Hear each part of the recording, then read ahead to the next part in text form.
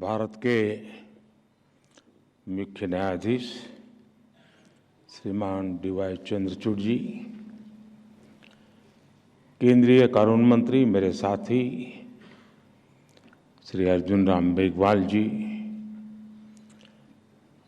UK के Lord chancellor mister Alex shock, attorney general, solicitor general, supreme court के अन्य सभी माननीय जजिस, बार काउंसिल के चेयरमैन और सदस्य, विभिन्न देशों से आए हुए प्रतिनिधिगण, राज्यों से आए प्रतिनिधिगण, देवी और सज्जनों, दुनिया भर की लीगल फ्रेटर्निटी के दिग्गज लोगों को मिलना, उनके दर्शन करना,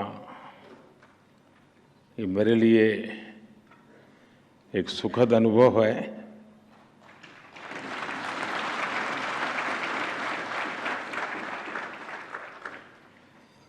भारत के कोने कोने से यहाँ लोग आज उपस्थित हैं। इस कॉन्फ्रेंस के लिए लॉर्ड चांसलर ऑफ इंग्लैंड और बार एसोसिएशन ऑफ इंग्लैंड के डेलीगेट्स भी हमारे बीच हैं। इसमें कॉमनवेल्थ कंट्रीज और अफ्रीकन कंट्रीज के प्रतिनिधि भी हिस्सा ले रहे हैं। एक तरह से इंटरनेशनल लॉयर्स कॉन्फ्रेंस वसुधैव कुटुंबकम की भारत की भावना का प्रतीक बन गई है। इस कार्यक्रम में आए हुए सभी इंटरनेशनल गेस्ट का मैं भारत में हृदय से बहुत बहुत स्वागत करता हूं। मैं बार काउंसिल ऑफ इंडिया को भी विशेष रूप से बधाई देता हूं, जो बखूबी से इस आयोजन का दायित्व निभा रही है। साथियों, किसी भी देश के निर्माण में वहां की लीगल फ्रेटर्निटी की बहुत बड़ी भूमिका होती है। भारत में वर्षों से जुडिशरी और बार भारत की न्याय व्यवस्था के संरक्षक रहे हैं। हमारे जो विदेशी मेहमान यहां हैं, उनमें एक बात खास तौर पर बताना चाहता हूं। कुछ ही समय पहले भारत ने अपनी आजादी के 75 साल पूरे किए हैं और आजादी की इस लड़ाई में लीगल प्रोफेशनल्स की बहुत बड़ी भूमिका रही है।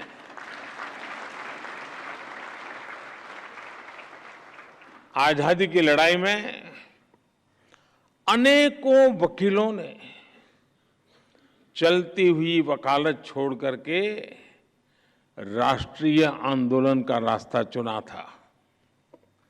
हमारे पूज्य राष्ट्रपिता महात्मा गांधी, हमारे संविधान के मुख्य शिल्पी बाबा साहब आम्बेडकर, देश के पहले राष्ट्रपति डॉक्टर राजेंद्र प्रसाद, देश के पहले प्रधानमंत्री पंडित जवाहरलाल नेहरू, देश के पहले गृह मंत्री सरदार वल्लभ भाई पटेल, आजादी के समय देश को दिशा देने वाले लोकमान्य तिलक हो, वीर सावरकर हो, ऐसे अनेक महान व्यक्तित्व भी वकील ही थे।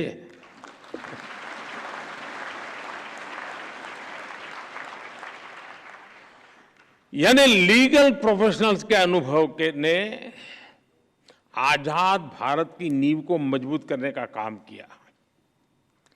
और आज जब भारत के प्रति विश्व का जो भरोसा बढ़ रहा है, उसमें भी भारत की निष्पक्ष स्वतंत्र न्याय व्यवस्था की बड़ी भूमिका है। आज ये कॉन्फ्रेंस एक ऐसे समय हो रही है जब भारत कई ऐतिहासिक निर्णयों का साक्षी बना है। एक दिन पहले ही भारत की संसद ने लोकसभा और विधानसभाओं में महिलाओं को 33% आरक्षण देने का कानून पास किया।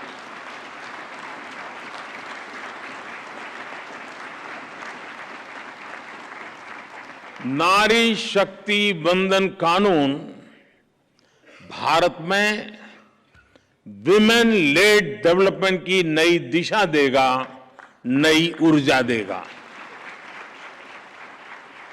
कुछ ही दिनों पहले ही G20 के ऐतिहासिक आयोजन में दुनिया ने हमारी डेमोक्रेसी, हमारी डेमोग्राफी और हमारी डिप्लोमेसी की झलक भी देखी।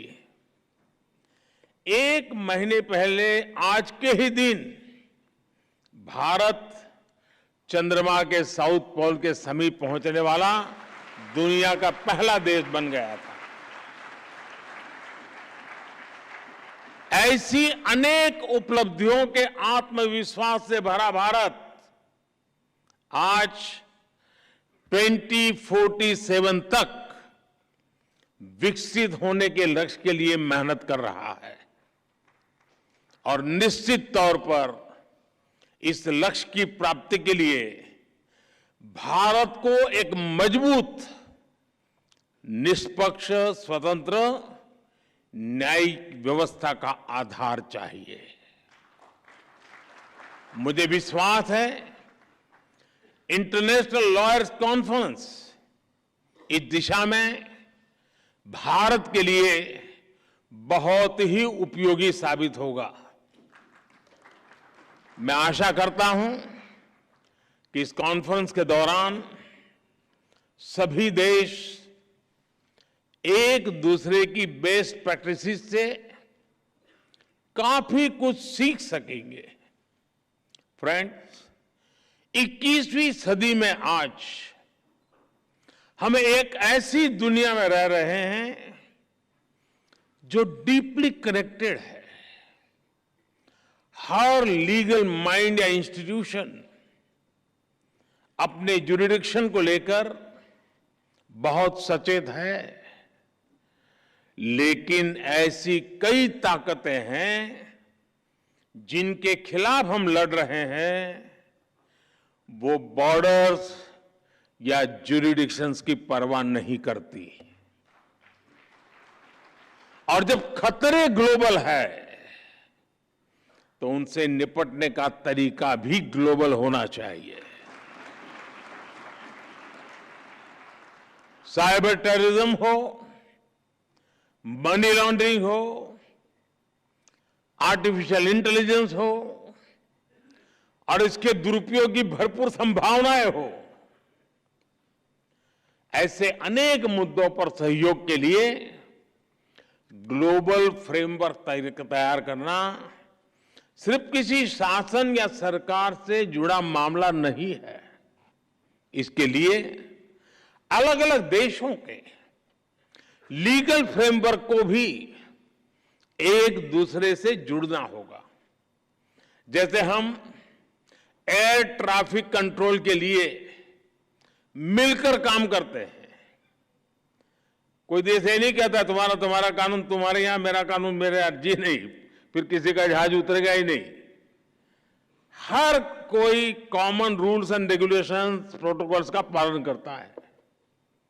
उसी तरह हमें अलग अलग डोमेन में ग्लोबल फ्रेमवर्क तैयार करना ही पड़ेगा। इंटरनेशनल लॉयर्स कॉन्फ्रेंस इस दिशा में अवश्य मंथन करना चाहिए, दुनिया को नई दिशा देनी चाहिए। साथियों, एक अहम विषय ऑल्टरनेट डिस्प्यूट रिजोल्यूशन एडीआर का है। तुषार जी ने इसका काफी वर्णन भी किया। कॉमर्शियल ट्रांजैक्शन की बढ़ती कॉम्प्लेक्सिटी के साथ दुनिया भर में एडीआर का चलन भी तेजी से बढ़ा है। मुझे बताया गया है इस कॉन्फ्रेंस में इस विषय पर भी विस्तार से बात होने वाली है। भारत में तो सदियों से पंचायत के जरिए विवादों के निपटारे की व्यवस्था रही है, हमारे संस्कार में रहा है। इस इनफॉर्मल व्यवस्था को एक व्यवस्थित रूप देने के लिए भी भारत सरकार ने मीडिएशन एक्ट बनाया है। भारत में लोक अदालत की व्यवस्था भी विवादों को हल करने की दिशा में बड़ा माध्यम है। और मुझे याद है, मैं जब गुजरात में था तो एवरेज एक मामला का न्याय होने तक सिर्फ 35 पैसे का खर्च होता था, 35 पैसे। यानी ये व्यवस्था हमारे देश में होती है। पिछले 6 साल में करीब 7 लाख केसेस को लोक अदालतों में सुलझाया गया है। साथियों, जस्टिस डिलीवरी का एक और बड़ा पहलू है जिसकी चर्चा बहुत कम हो पाती है, वो है भाषा और कानून की सरलता।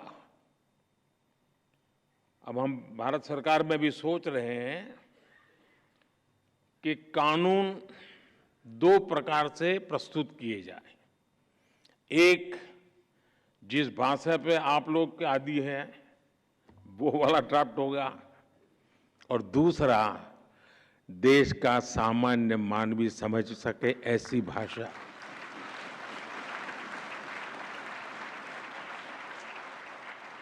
उसको कानून भी अपना लगना चाहिए। हम कोशिश कर रहे हैं, मुझे भी सिस्टम भी उसी ढांचे में पली बढ़ी है तो उसको बाहर निकालते निकालते, लेकिन हो सकता है कि अभी मुझे काफी काम है, मेरे पास समय भी बहुत है, तो मैं करता रहूंगा।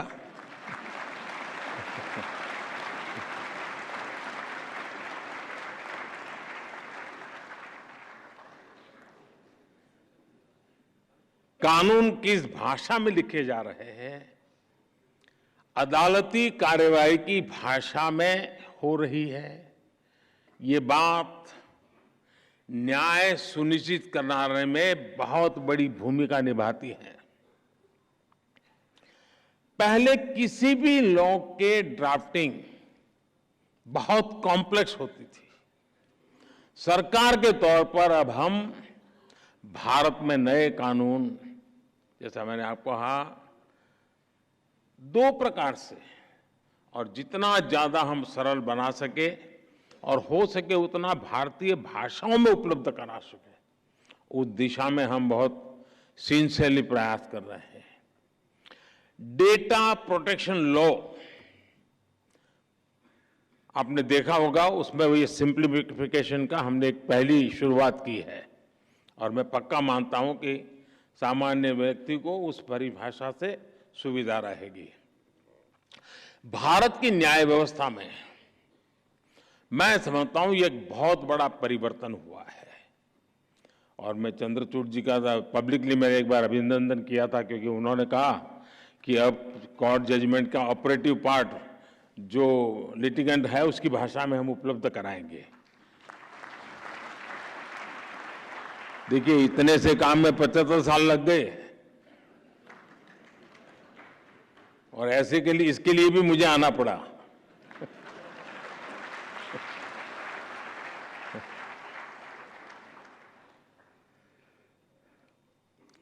मैं भारत के सुप्रीम कोर्ट को इसके लिए बधाई दूंगा कि उसने अपने फैसलों को कई स्थानीय भाषाओं में भी अनुवाद करने की व्यवस्था की है। इससे भी भारत के सामान्य व्यक्ति को बहुत मदद मिलेगी। कोई पेशेंट हो ना, अगर डॉक्टर भी पेशेंट की भाषा में उसे बात करे तो आधी बीमारी यूं ही ठीक हो जाती है। बस यहां ये मामला बाकी है। साथियों, हम टेक्नोलॉजी से, रिफॉर्म से, न्यू जुडिशियल प्रैक्टिसेस से कानूनी प्रक्रिया को कैसे और अच्छा कर सकते हैं, इस पर निरंतर काम होना चाहिए। टेक्नोलॉजी एडवांसमेंट ने जुडिशरी सिस्टम के सामने बड़े एवेन्यूज बना दिए हैं। थोड़े से टेक्नोलॉजिकल एडवांसमेंट ने ही हमारे ट्रेड, इन्वेस्टमेंट और कॉमर्स सेक्टर को बहुत बड़ा बूम दिया है। ऐसे में लीगल प्रोफेशनल से जुड़े लोगों को भी इस टेक्नोलॉजिकल रिफॉर्म से ज्यादा जुड़ना होगा।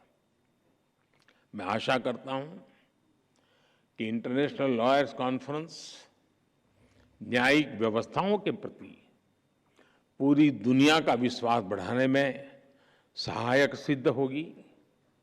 मैं इस आयोजन से जुड़े हर व्यक्ति को इस सफल कार्यक्रम के लिए अपनी ढेर सारी शुभकामनाएं देता हूं। बहुत बहुत धन्यवाद।